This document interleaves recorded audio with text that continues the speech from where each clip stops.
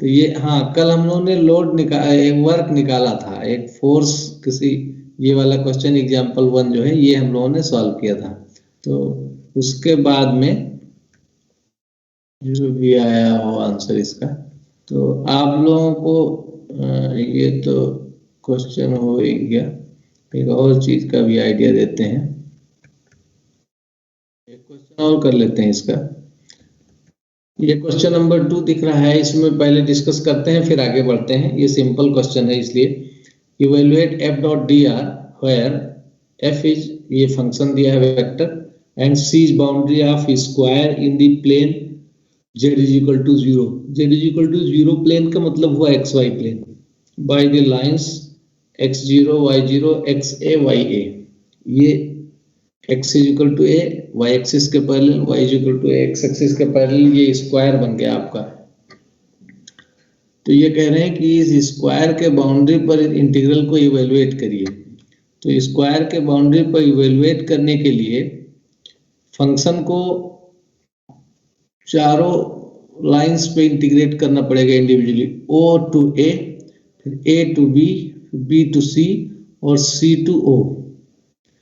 4 integral अलग अलग बनेंगे, सबको सम कर देना पड़ेगा। तो जो सर्किट आपका कर्व है वो क्लोज्ड कर्व हो गया पूरा, o a b c o। और जब उस पर इंटीग्रेट करेंगे तो 4 पार्ट में इंटीग्रेट करेंगे। तो हम यहाँ पर आपको समझा दे रहे हैं। फर्स्ट पार्ट मान लीजिए आप OA के अलॉन्ग इंटीग्रेट करते हैं, तो पहले तो आप f डॉट डी आर निकालेंगे। f डॉट डी आर आपका कल हम लोग कर चुके हैं, X square D x plus X Y D Y आ जाएगा। अब पहले मान लीजिए आप OA के अलॉन्ग एक एक इंटीग्रेट करेंगे, तो OA के अलॉन्ग इंटीग्रेट करते हैं तो OA पर y क्या होगा? 0। तो आप y को 0 रख देंगे, f डॉट डी आर में y को 0 रख देंगे तो सिर्फ एक्स स्क्वायर डी एक्स बचेगा। जब y 0 होगा तो dy भी 0 हो जाएगा, तो सिर्फ एक्स स्क्वायर डी एक्स बचेगा। तो एक्स स्क्वायर डी एक्स को इंटीग्रेट कर लेंगे, उसकी लिमिट 0 से स्मॉल a तक हो गई। इसी तरह से जब आप AB के अलॉन्ग इंटीग्रेट करेंगे, AB के अलॉन्ग, तो वहां पर एक ही वेरिएबल चेंज हो रहा है, एक कांस्टेंट है। कौन सा कांस्टेंट है? x कांस्टेंट है, हाँ x कांस्टेंट है। x is equal to a, x is equal to small a। तो जब आप x is equal to small a रखेंगे तो dx 0 हो जाएगा। तो f डॉट डी आर में x को स्मॉल a रख देंगे, dx 0 हो जाएगा। तो first part x square dx 0, second बचेगा तो a y dy हो जाएगा। a y dy में सिर्फ y की लिमिट रखनी है, तो y की लिमिट आपकी हो जाएगी 0 टू a। इसी तरह से third part b to c आप इंटीग्रेट करेंगे, तो b टू c में एक वेरिएबल चेंज हो रहा है, सिर्फ x चेंज हो रहा है, y कांस्टेंट है, y is equal to a है। जब y is equal to a put करेंगे तो dy 0 हो जाएगा, dy 0 हो जाएगा तो फिर आपका एक्स स्क्वायर डी एक्स ही बचेगा। तो एक्स स्क्वायर डी एक्स में x की लिमिट कितना रखेंगे?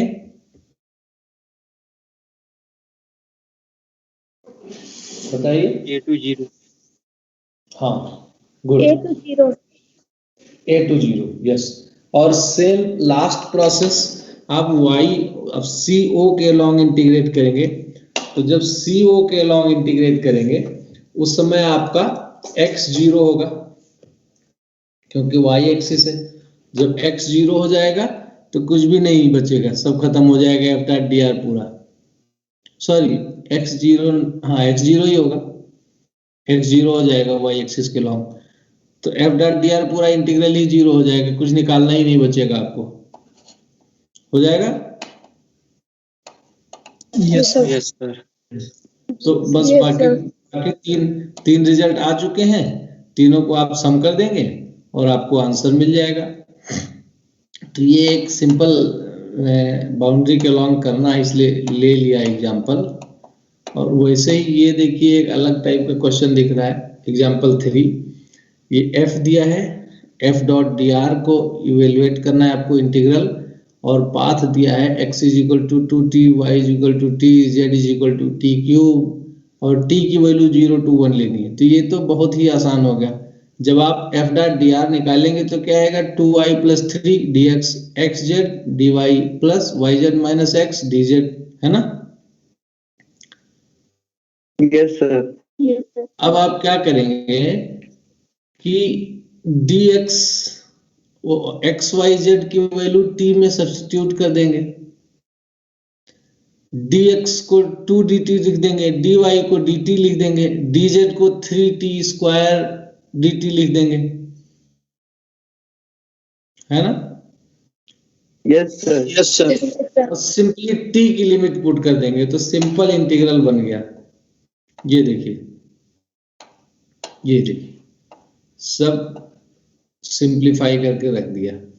तो ये आपके सिंपल इंटीग्रल हो गए। यहाँ नेक्स्ट एग्जांपल भी आप देख सकते हैं, इसमें f क्रॉस डी आर को इवेलुएट करने के लिए बोले हैं, तो f क्रॉस डी आर आपको निकालना पड़ेगा डिटर्मिनेंट से। क्रॉस प्रोडक्ट आप जानते हैं, cross product of two vectors आप डिटर्मिनेंट से निकालते हैं। आई जे के फर्स्ट रो, सेकेंड रो में component of first vector, third row में कंपोनेंट ऑफ सेकेंड वेक्टर। तो ये आपने निकाल लिया और इसमें भी कुछ नहीं करना है। एक बार f क्रॉस डी आर आ गया तो सब एक्स वाई जेड की वैल्यू t में दी हुई है, cos t sin t, इस तरह से सब्स्टिट्यूट कर दीजिए और t की लिमिट लगा दीजिए, ये भी इंटीग्रेट हो जाएगा। बहुत ही आसान है। तो ये है सिंपल से इंटीग्रल।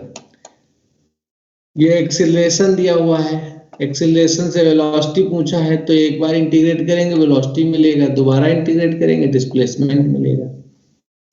ये सब तो बहुत ही सिंपल क्वेश्चन है जो simply for the sake of completion हमने ले लिए। और इसके बाद आपको, हाँ ये क्वेश्चन थोड़ा ठीक सा दिख रहा है,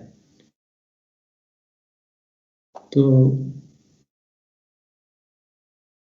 इस सब टाइप के क्वेश्चन करेंगे। पहले हम आपको एक थोड़ा सा डिटेल समझाते हैं। सरफेस, इसी में सरफेस इंटीग्रेशन भी होता है।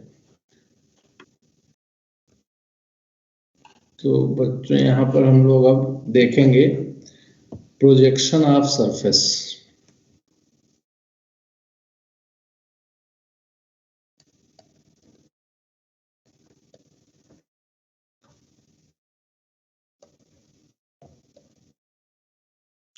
प्रोजेक्शन ऑफ सरफेस, तो यहाँ पर सपोज कर लीजिए आप, ये हमारा, ये तो बढ़िया है, इसमें बनाने का ये है ही,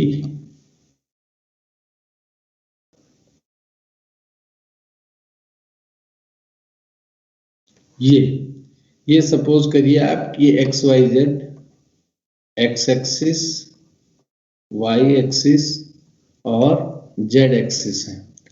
अब ये मान लीजिए आपका कोई स्मॉल एरिया है, कोई सरफेस है, स्मॉल सरफेस है, और अच्छे से अगर बना दे, मान लीजिए कोई ऐसा बना देते हैं, ऐसा, ये मान लीजिए कोई आपका स्मॉल सरफेस है, small surface ds, surface area इसकी ds है। अब अगर आप सिंपली सपोज कर लिए लेजर बीम की टॉर्च है और आप इस पर ऊपर से वर्टिकली डाउनवर्ड फोकस मारते हैं, तो इसकी इमेज कहाँ बनेगी?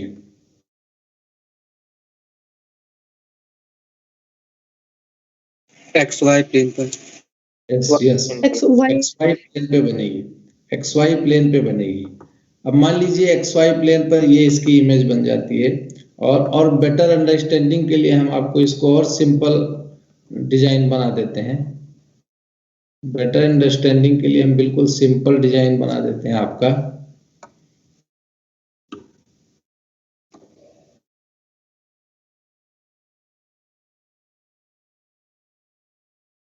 ये मान लीजिए आपका कोई एरिया है जिसका ये आपका एक सरफेस दिया हुआ है, इसका एरिया स्मॉल एरिया है, इसका एरिया ds है।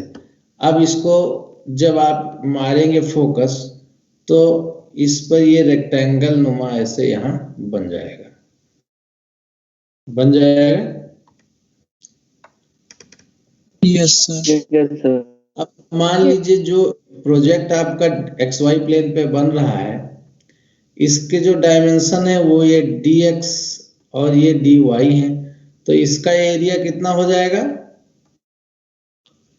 dx dy हो जाएगा ना? Yes, sir. Yes, sir. अब हम आपको, अब ये क्योंकि जो हमने ऊपर ये कलर्ड एरिया ये लिया है, ये किसी एंगल में इंक्लाइंड है, किसी एंगल में इंक्लाइंड है, इसीलिए लिया ही है। तो हम आपको पहले इसका गूगल सर्च करके दिखाएं, आपको आइडिया लगे कुछ कि कैसा हम बताना चाह रहे हैं। यही तो थोड़ा सा फायदा है टेक्नोलॉजी का, लेकिन घाटा बहुत ज्यादा है क्योंकि software image projection of surface,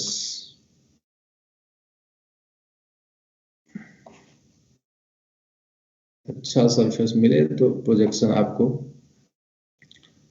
projection तो इसमें बहुत सारे दिए हैं जो आपको ज्यादा आसानी से समझ में आए, ऐसा हम भी ढूंढ के आपको दिखाते हैं। ये भी स्क्रीन आपको दिख ही रही होगी सब जो हम सर्च कर रहे हैं। ये आपको स्क्रीन दिख रही है? Yes, sir. Yes, sir. Yes, sir.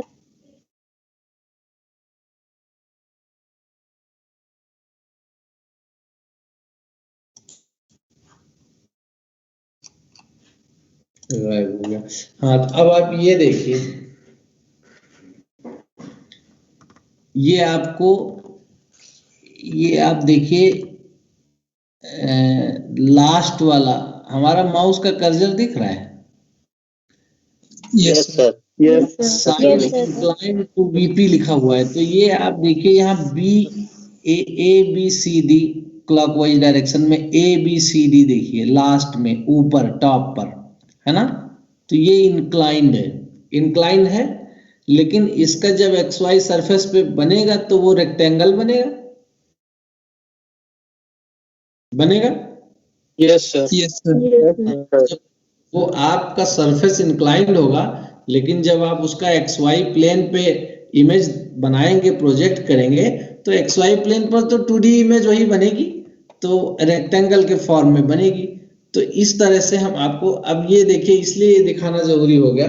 अब या तो हम बनाते या तो सीधे ही मिल गया गूगल सर्च पे तो ज्यादा अच्छा है। अब ये जो आपका ABCD दिख रहा है, ये देखिए Y एक्सिस से कुछ, Z एक्सिस से सबसे कुछ इसका इंक्लिनेशन है, मीन्स XY प्लेन से इसका कुछ इंक्लिनेशन है, XY प्लेन के पैरेलल नहीं है कि पैरेलल है? पैरेलल नहीं है, No, sir. Parallel नहीं है. पैरेलल नहीं।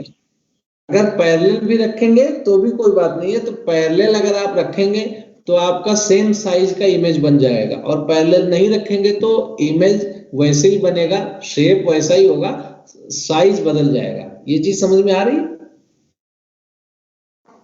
Yes, sir. Yes, sir. अगर आप एक पेज ही है, मान लीजिए पेज है चौकोर, आप उस पर लेजर बीम से फोकस करिए तो जिस साइज का पेज है उसी साइज का रेक्टेंगल XY प्लेन पे बन जाएगा। लेकिन अगर आप पेज को तिरछा कर दीजिए तो पेज के साइज का इमेज नहीं बनेगा, है ना? उसकी जो लेंथ होगी, तो लेंथ का cos थीटा जो हो जाता है, तो cos थीटा रेशियो में इमेज बनेगा। तो यही हम आपसे बताना चाह रहे थे। तो ये जो एंगल है, यहाँ पर मान लीजिए इसका कुछ है, ये पर्टिकुलरली सरफेस पर एक नॉर्मल डाल दें n, और XY प्लेन से मान लीजिए वो थीटा एंगल पर है सरफेस, ठीक है? तो यहाँ जो एक dx dy बन रहा है, ये बेसिकली dx dy ये ds cos थीटा के बराबर होगा। Yes, sir. अब आपको हमने पढ़ाया था कि find the angle between two surfaces, तो उसमें क्या करते थे? एंगल बिटवीन सरफेसेस कैसे निकालते थे? Angle between normals, Yes, sir. Yes, है ना? sir. तो Yes, sir. Angle, Yes, sir. हाँ, तो सरफेस जो है उस पर नॉर्मल n है, और XY प्लेन पे नॉर्मल वेल नोन है आपको, k होता है ना? तो Yes. Angle between XY plane and surface, है ना? is angle between K and N। जो K और N के बीच में एंगल होगी वही एंगल XY प्लेन और सरफेस के बीच में होगी। तो जब K और N एंगल थीटा हमने लिख दिया तो K dot N is equal to cos theta.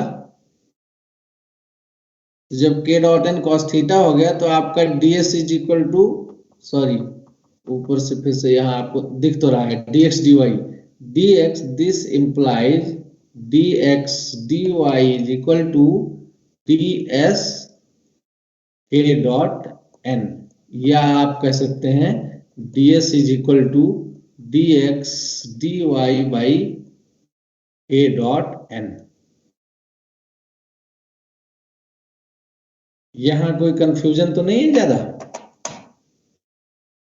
No sir. तो सेम इसी तरह से अगर हम xz प्लेन पे प्रोजेक्शन लेते हैं तो ds is equal to dx dz by k i dot n हो जाएगा, i dot n, sorry j dot n। xz plane पे j होगा नॉर्मल, j डॉट n। और अगर हम yz प्लेन पे लेते हैं प्रोजेक्शन तो हमारा dy dz by i dot n हो जाएगा। यहां से देख लीजिए आप, yz प्लेन ये है, yz प्लेन पे नॉर्मल क्या होगा x एक्सिस का i, तो इसलिए i लिख दिया। और xz प्लेन ये है xz प्लेन पे नॉर्मल क्या होगा y एक्सिस पे j होता है, इसलिए हमने j लिख दिया वहां। ये लिख दे रहे हैं आपका i और ये j, है ना। तो ये तीन चीजें आप याद कर लीजिए। इस तरह से जब हमें किसी सरफेस को एरिया इंटीग्रेशन देना होगा, किसी सरफेस के एरिया पर इंटीग्रेट करना होगा, तो हम क्या करेंगे कि उसका प्रोजेक्शन ले लेंगे इस तीन में से किसी सरफेस पे और प्रोजेक्टेड सरफेस पे इंटीग्रेट कर देंगे। मींस ज्यादातर केसेस में XY प्लेन पे प्रोजेक्शन लेते हैं तो ds is equal to dx dy by k dot n हो जाता है। अब एक चीज ये भी होती है कि आप हर शेप या हर ऑब्जेक्ट का हर प्लेन पे प्रोजेक्शन नहीं ले सकते। जैसे मान लीजिए आपने एक डिस्क पकड़ी हुई हाथ में, CD जो होती है, CD या DVD डिस्क पकड़ी हुई है। अब आपने डिस्क को थोड़ा सा टिल्ट कर दिया, अब आप एक तरफ प्रोजेक्शन लेंगे XY प्लेन पर, मान लीजिए आपने टिल्ट कर रखा है तो XY प्लेन पे क्या बन जाएगा, सर्किल। हाँ सर। Yes sir. अगर उसी का प्रोजेक्शन आप YZ प्लेन पे लेंगे तो एक छोटी सी लाइन बनेगी। Yes sir. तो अगर उस पर टिल्टेड नहीं है तो, अगर उस पर टिल्टेड नहीं है, उसके वर्टिकल है तो लाइन बन जाएगी, अगर उससे भी टिल्टेड है तब जाकर उस पर कुछ बनेगा। तो डिपेंड करता है कि आपका जो शेप है उसका आप कभी कभी तो तीनों जगह पर ले सकते हैं। जैसे प्रिज्म है तो प्रिज्म आपने एक्सपेरिमेंट भी किए होंगे लैब में और प्रिज्म हाथ में लेकर देखा भी होगा। प्रिज्म का आप सभी सरफेस पे, तीनों सरफेस पे प्रोजेक्शन ले सकते हैं। स्फेयर है तो स्फेयर का आप किसी भी सरफेस में प्रोजेक्शन ले सकते हैं, लेकिन आप डिस्क ले लीजिए तो उसका सभी सरफेस पे प्रोजेक्शन हमेशा नहीं आएगा। किसी सरफेस पे प्रोजेक्शन आएगा और किसी सरफेस पे लाइन बन जाएगी। तो इसलिए ज्यादातर केसेज में ये सब नहीं होता है, ये सिर्फ जानकारी के लिए बता रहे हैं। तो ये प्रोजेक्शन बहुत रेयर केस होंगे कि बहुत ज्यादा दिमाग लगाना पड़े। मोस्ट ऑफ द केसेज में XY प्लेन पे प्रोजेक्शन हो जाता है, और जब कोई स्पेशल केस होगा तब और डिस्कस कर लेंगे। बाय द वे अभी अब हम थोड़ा सा इसका क्वेश्चन करने जा रहे हैं। तो ये क्वेश्चन देखिए आप, ये तो वही है, इसमें तो कुछ है नहीं, ये भी सिंपल है। ये तो वही क्वेश्चन है जो आप कर चुके हैं। ये क्वेश्चन देखिए, ये क्वेश्चन देखिए, लिखा हुआ है इवैल्यूएट, सेम दूसरा क्वेश्चन, चलिए यही करते हैं, यही क्वेश्चन लेते हैं, एक ही इस तरह का। इवेलुएट, अच्छा अभी इससे मिलता जुलता एक आगे थ्योरम भी है, उसमें भी यही करेंगे, तो अभी दूसरा कर लेते हैं। ये भी थोड़ी देर यही सेम क्वेश्चन करेंगे, लेकिन एक और थ्योरम पढ़ लें तब करेंगे, नहीं तो बार बार वही पढ़ना पड़ेगा। तब तक ये करते हैं, इसमें उसकी जरूरत भी नहीं लगेगी जो हम लोगों ने पढ़ा है अभी, जो प्रोजेक्शन पढ़ रहे हैं। इस क्वेश्चन को पढ़िए, एग्जाम्पल 9 पढ़िए। अभी हम लोग ग्रीन्स थ्योरम पढ़ेंगे, तब वापस आएंगे, इस क्वेश्चन को करेंगे। इस क्वेश्चन को पढ़िए। ए वेक्टर दिया है, फिर कह रहा है evaluate A dot D R around the curve सी।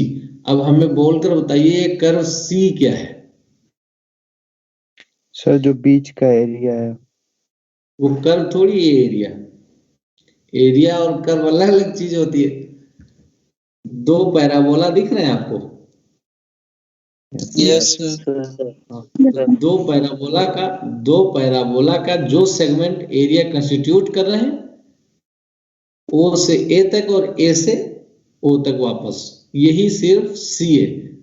तो y is equal to x square के अलॉन्ग आप जा रहे हैं, और y इज इक्वल टू और x is equal to y square के अलॉन्ग आप वापस आ रहे हैं। o से a तक गए, y is equal to x square के अलॉन्ग, और a से वापस o तक आए, x is equal to y square के अलॉन्ग। तो ये दोनों कर्व को ज्वाइंट कर दिया, तब ये हो गया हमारा c। ठीक है? Yes, sir. तो अब हम इसको सॉल्व करेंगे। A dot D r x minus y x plus y. तो एग्जाम्पल है, ए है, क्या है भूल जाते हैं हम तुरंत ही, X minus Y I X plus Y J. ये है आपका X minus Y I plus X plus Y J. अब ए डॉट डी आर आप निकालेंगे, ए डॉट डी आर तो वेल नोन आपको पहले से है, X minus Y D x plus Y D Y मिल जाएगा, है ना। अब ये कह रहे हैं कि ए डॉट डी आर को इस सी के अलॉन्ग इंटीग्रेट करिए। तो सी is curve C1 plus C2, हम अगर नाम लिख दें इस तरह से, हम खुद बना दें,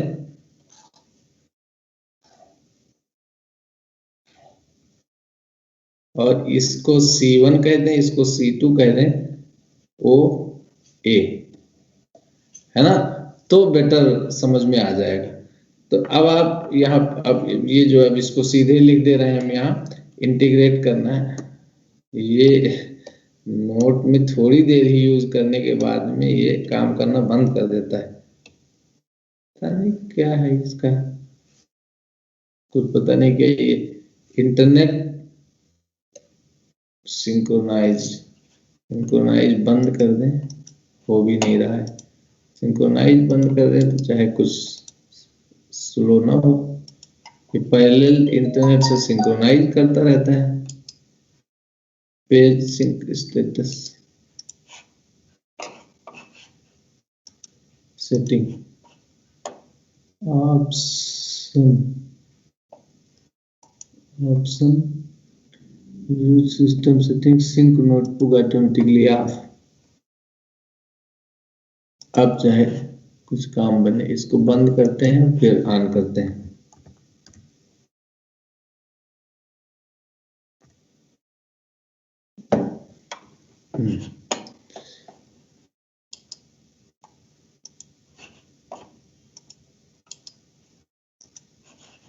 तो अब हो सकता है कुछ फास्ट काम करे, सिंक करता रहता था अपने आप। तो हम क्या कर रहे हैं, इंटीग्रल और सी ए डॉट डी आर ये हमें निकालना है। तो इसको हम लिखेंगे इंटीग्रल और C1 ए dot D R plus integral और C2 ए डॉट डी आर, और ये हमने C1 C2 लिख रखा है। C1 C2 ये आपके कर्व हैं, यहाँ भी दिख रहे हैं आपने, y is equal to x square और x is equal to y square. तो ये आपका y, ये y is equal to x square और ये x is equal to y square. दिख रहा है ना पूरा? Yes, Yes, sir. sir. तो अब आप इसको Yes, sir. ऐसे लिख सकते हैं। हाँ, अब आप इसमें बेनिफिट क्या है अलग अलग लिखने से, कि आप एक एक को इंटीग्रेट कर सकते हैं। तो फॉर C1 पर जब हम इंटीग्रेट करेंगे तो C1 पर इंटीग्रेट करेंगे तो C1 ये देखिए है y is equal to x square, तो y is equal to x square हो जाएगा। इसका मतलब dy is equal to 2x dx हो जाएगा। इसीलिए एक एक को इंटीग्रेट कर रहे हैं। dy is equal to 2x dx हो जाएगा, है ना? तो a डॉट dr ये आपका क्या बन जाएगा? x minus x square dx plus x square 2x dx। मतलब ये आपका हो गया 2x, नहीं, ये x minus x square plus 2x square plus 2x cube dx। ये हो गया। अब आप इसको आसानी से इंटीग्रेट कर सकते हैं। तो ये हो गया आपका C1 a dot D r this is equal to, अब लिमिट बताइए। 0 to 1, sir. 0 to 1। तो ये हो गया 0 to 1 और इंटीग्रेट हो गया आपका x minus x square plus 2x स्क्वायर, ये कंबाइन हो गया x स्क्वायर ही हो गया, तो x plus x square plus 2x cube dx this is equal to, आप निकाल लेंगे, ये हो गया 1/2 plus 1/3 plus 1/2 is equal to 1 plus 1/3 4/3। ठीक है? Any problem? No, अब आप इसी तरह से C1 निकाल लिया आपने, अब आप C2 निकालेंगे तो लिखिए फॉर, चाहे फॉर C1 लिखिए चाहे ऑन C1 लिखिए, ऑन C2 कोई प्रॉब्लम नहीं है। तो यहाँ पर क्या हो जाएगा x is equal to y square. तो आप चाहे तो y is equal to root x कर सकते हैं और चाहे तो ऐसे ही कर लीजिए। तो x is equal to y square है तो dx is equal to 2y dy। Root वगैरह ज्यादातर अवॉइड करना चाहिए। तो a डॉट डी आर ये आपका बन गया, यहाँ से a डॉट डी आर ऊपर से दिख रहा है, हम देख रहे हैं, आपको भले ही नहीं दिख रहा हो। तो अभी हम स्क्रॉल कर देंगे तब दिखने लगेगा। तो हम x को y में कर देते हैं, तो वाई स्क्वायर माइनस वाई और dx का हो गया 2y dy प्लस ये हो गया y square plus y dy। इसका मतलब ये हो गया 2y cube minus 2y square minus y square plus y dy।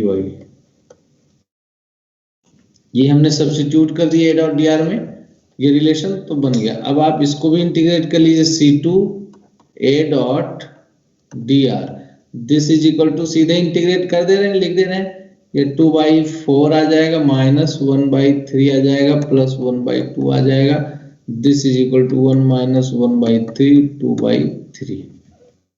ठीक है? तो अब आप फाइनली क्या करेंगे, integral C a dot D r is equal to 4 to 2। कहीं कंफ्यूजन हो तो बता सकते हैं। No sir. ठीक है, तो ये आपका आंसर हो गया। एक बार चेक भी कर लेना बाद में, लिखते लिखते कई बार मिस्टेक रह जाती है। तो हाँ, मिस्टेक तो पता नहीं, लेकिन इन्होंने क्या निकाला है, खैर उन्होंने अलग मेथड से निकाला है। उन्होंने जिस मेथड से निकाला है उस मेथड से हम लोग कर ही नहीं रहे। तो इवैल्यूएट ना अराउंड द कर्व, इन्होंने दूसरे मेथड से निकाल लिया, एरिया मेथड से, वो हम लोग नहीं कर रहे हैं। तो इस क्वेश्चन को भी दोबारा करेंगे, इस क्वेश्चन को दोबारा करेंगे। ये जो ग्रीन्स थ्योरम आपको दिख रहा है लिखा हुआ, जो ग्रीन्स थ्योरम पढ़ेंगे जिसके लिए हमने ऊपर वाला क्वेश्चन छोड़ दिया है, तो जब ग्रीन्स थ्योरम पढ़ेंगे तो वापस इस क्वेश्चन को भी दोबारा कर लेंगे। तो इस तरह से हम लोग इवैल्यूएट करते हैं, कर्व को ऐसे इवैल्यूएट कर सकते हैं। तो सिंपली ये देखिए, इस क्वेश्चन को देखिए, एग्जाम्पल 13 में देखिए, इसमें बहुत ही आसान टाइप का लिखा हुआ है।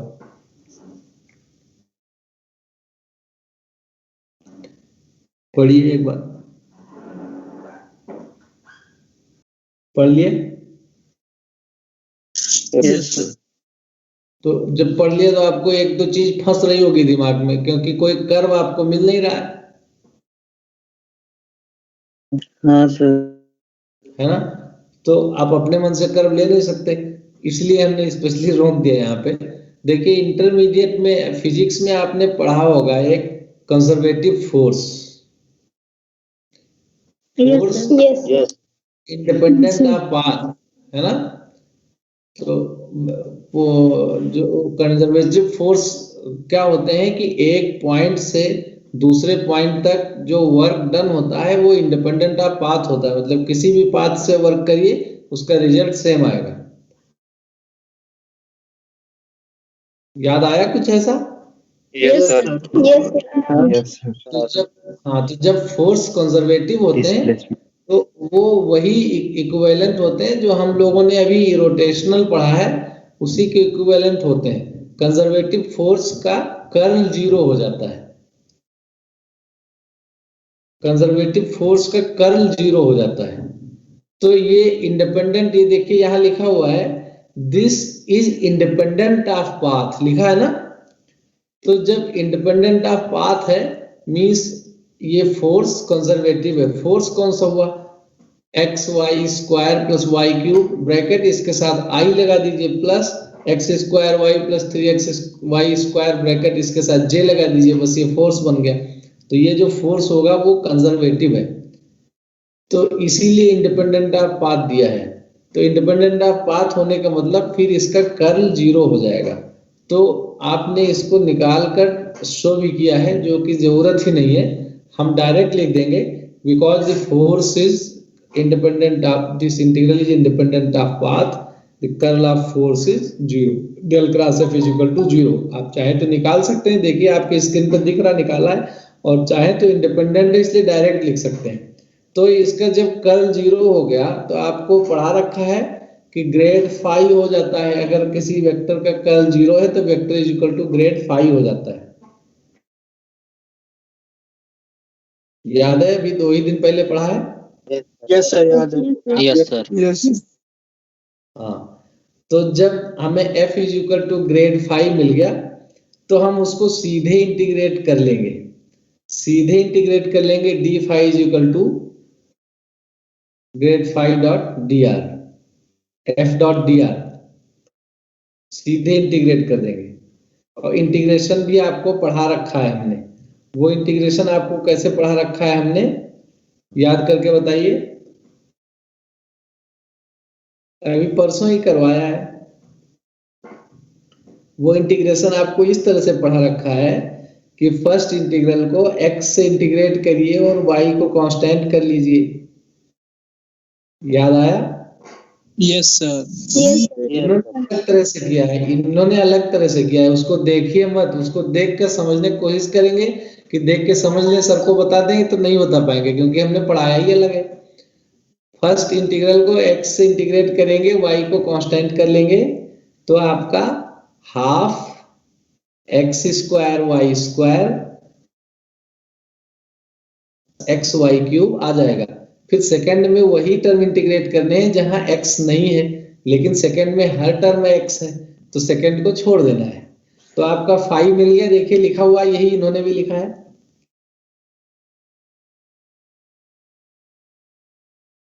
मिल गया? Yes sir. अब आपको सिर्फ लिमिट रखनी है, तो लिमिट आप अपर माइनस लोअर लिमिट रख दीजिए, हो गया ना काम?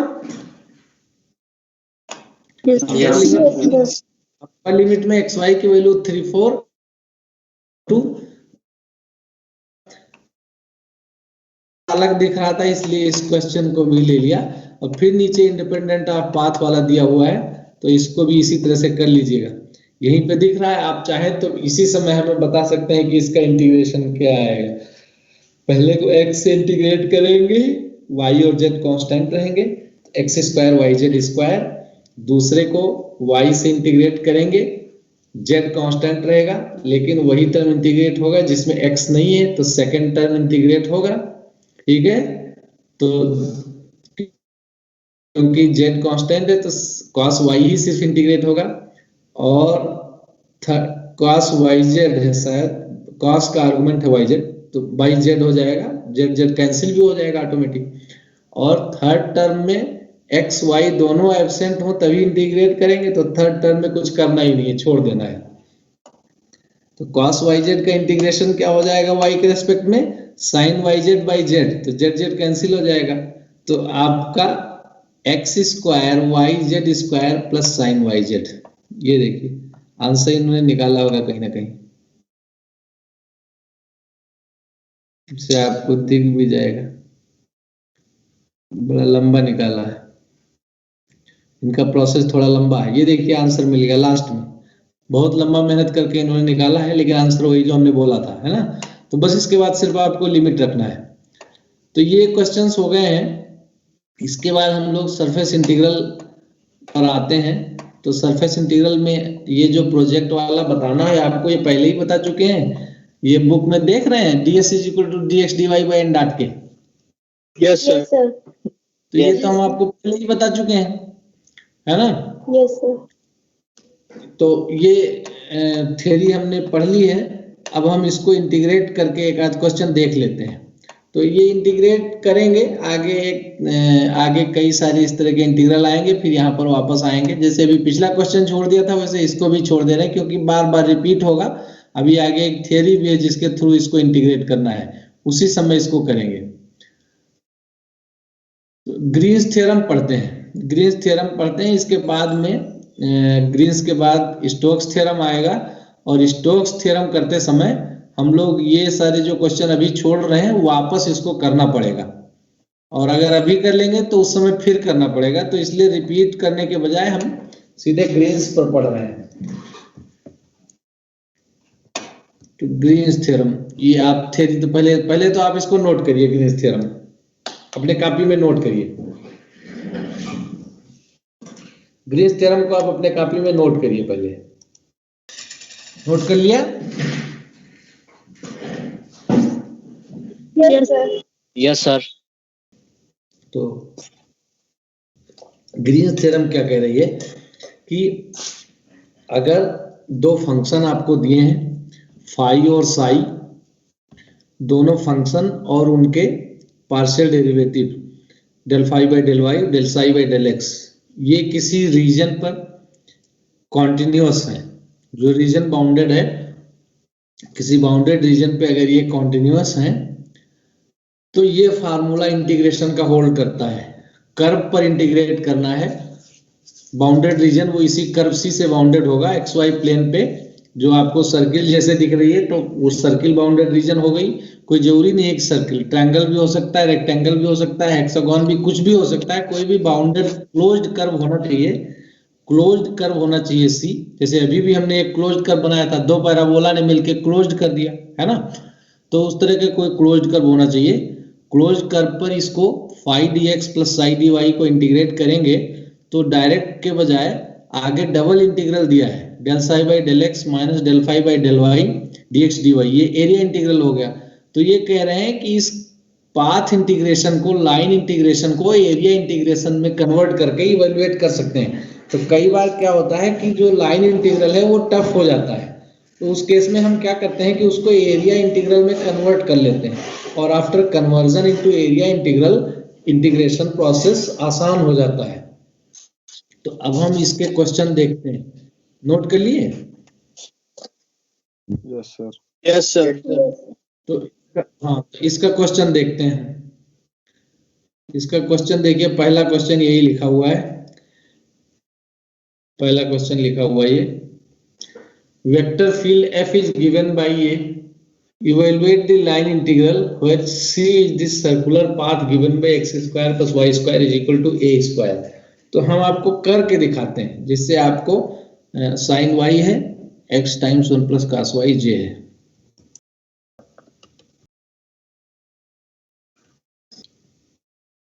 f आपका गिवन है, एफ गिवन है, क्या गिवन है, साइन वाई है और वो X one plus cos Y J, sine Y I sine Y plus J X one plus cos Y, ये आपका फंक्शन है, ठीक है। और ये कह रहे हैं कि इंटीग्रल इवेलुएट करिए, कौन सा integral, C F dot D R, C F dot D R. तो सी के बारे में तो बाद में सोचेंगे, पहले एफ डॉट डी आर के फॉर्म में इसको लिख लें। तो एफ डॉट डी आर में क्या हो जाएगा, चलिए आपका हो गया sine Y D x plus x times one plus cos y D y. तो यूजिंग ग्रीन्स, अब सी तो जो भी है उसको अभी देखते रहेंगे, पर सी क्या है क्वेश्चन में देख लेते हैं। सी है आपका, ये सर्किल है, सी सर्किल है X square plus Y square is equal to A square, where C is equal, C is the circle, इसको ऐसे लिख देते हैं, where C is circle X square plus Y square is equal to A square. ये आपकी circle C हो गई। तो using Green's theorem, using Green's theorem, ये C F dot D R, ये आपका sine Y D x plus ये cos इतना डी वाई है। तो ग्रीन्स थ्योरम के हिसाब से क्या होगा कि ये डबल इंटीग्रल हो जाएगा। डबल इंटीग्रल, तो पहले क्या करेंगे हम, ये जो x one plus cos y है इसको y से डिफ्रेंशिएट करेंगे। जब y से डिफ्रेंशिएट करेंगे तो सिर्फ जो है आपको माइनस एक्स साइन वाई मिलेगा, minus x sine Y plus ये आपका साइन वाई है, इसको x से डिफ्रेंशिएट करेंगे तो 0 मिल जाएगा।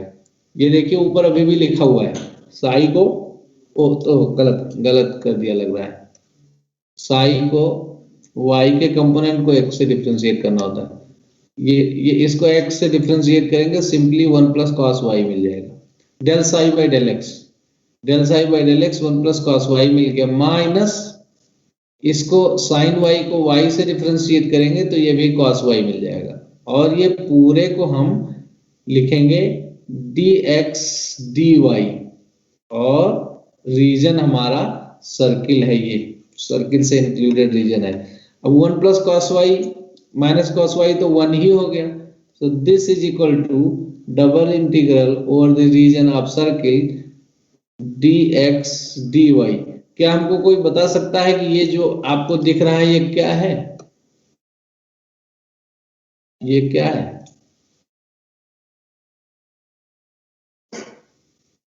एरिया ऑफ सर्कल, सरफेस, क्योंकि ये जो r लिखा हुआ है वो सर्किल का रीजन है, और dx dy ये डबल इंटीग्रल फार्मूला ही होता है। तो this is equal to area of C, है ना, area of x square, area of circle, और सर्किल तो आपको पता ही है, सर्किल का रेडियस a है, तो ये आपका this is equal to pi a square. तो आपको आसानी क्या हुई ग्रीन्स थ्योरम से कि आपको इंटीग्रेट करना ही नहीं पड़ा, हुआ? यस सर, यस, ये ग्रीन्स थ्योरम का रोल रहा कि यहाँ पर इंटीग्रेट करना ही नहीं पड़ा। अब ऐसा नहीं है कि हमेशा इंटीग्रेट करना ही नहीं पड़ेगा, लेकिन कहने का मतलब ये है कि प्रोसेस इजी हो गया। ऐसे ही दूसरा वाला आप क्वेश्चन 20 देखिए, एग्जाम्पल लिखा हुआ है, क्वेश्चन 20 का एग्जाम्पल देखिए लिखा हुआ है, ये आपको रीजन बना हुआ है, रीजन है आपका ये ट्रायंगल, क्वेश्चन में लिखा हुआ है ट्रायंगल विथ वर्टिसेस 0 0 1 0 1 1 0 0 1 0 1 1 मार्क करके आप लाइन से ऐड कर दीजिए तो ये ट्रायंगल बन गया। अब इस ट्रायंगल पर आपको ये इंटीग्रेशन निकालना है, तो इंटीग्रेशन आप सीधे ग्रीन्स थ्योरम लगाइए, तो सेकंड पार्ट में एक्स स्क्वायर है उसको x से डिफरेंशिएट करेंगे 2x आएगा, माइनस फर्स्ट पार्ट में एक्स स्क्वायर वाई है, उसको वाई से डिफरेंशिएट करेंगे तो एक्स स्क्वायर आ जाएगा, है ना। तो 2x माइनस एक्स स्क्वायर आ गया आपका, अब उसको इस एरिया पे इंटीग्रेट कर देना है। अब इस एरिया पे इंटीग्रेट करने के लिए हम आपको नहीं बताएंगे, क्यों नहीं बताएंगे, क्योंकि ये चीज हम 2 बार पढ़ रखे हैं। कब कब पढ़ रखे हैं ये हमें सिर्फ बता दीजिए। एक जब आपका डबल इंटीग्रल पढ़ा था एरिया के लिए तब पढ़ा था, और एक जब चेंज ऑफ ऑर्डर पढ़ा था तब पढ़ा था। तो इसको इंटीग्रेट करना आपको आता है। तो ये आप देखिए 2x माइनस एक्स स्क्वायर जो हमने आपको बोलकर वर्बल बताया था ये आ गया, बाकी लिमिट रख के आप इंटीग्रेट कर दीजिए। इसी तरह से नेक्स्ट क्वेश्चन 21 देखिए। 21 देखिए, इसमें बस यही बता के खत्म कर देंगे आज का। State and verify Green's theorem, ये तो आप जानते हैं ग्रीन्स थ्योरम।